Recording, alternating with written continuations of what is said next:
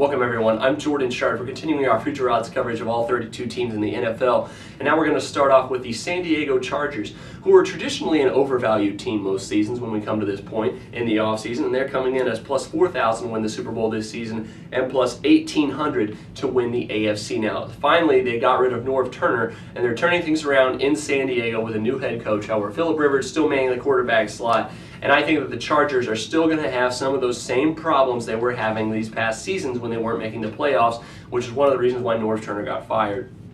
As I said in the open, the Chargers are traditionally an overvalued team in the future odds. I think once again they are being overvalued here, even though they are 40-1 to win the Super Bowl. The Chargers aren't really going anywhere. I doubt they're going to be a playoff team, let alone a team that's going to be warrant a future odds bet. And I think as much overvalue as we're getting here in the future odds, especially in the AFC odds, which come in at 18-1 to win the AFC, I think the Chargers are once again going to be a fade in the game-to-game odds come September. They have a lot of new things they got to put together. They haven't done a whole lot in free agency. They didn't have a whole lot of solid draft picks.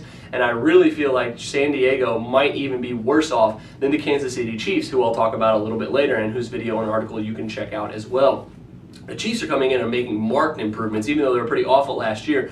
But lest we forget, only a few years ago, the Chiefs were a playoff team and a team with a above 500 record. I think those two have a better shot at happening than the Chargers making the playoffs or having an above 500 record. Yet the Chargers are priced way better than what the Kansas City Chiefs are priced right now. As opposed to the Chiefs are priced at 2,500 to win the AFC, whereas the Chargers are 1,800. Probably both those teams may be a little under and overvalued, but meeting those two teams in the middle should definitely be what the odds maker should be looking at doing if I was running things.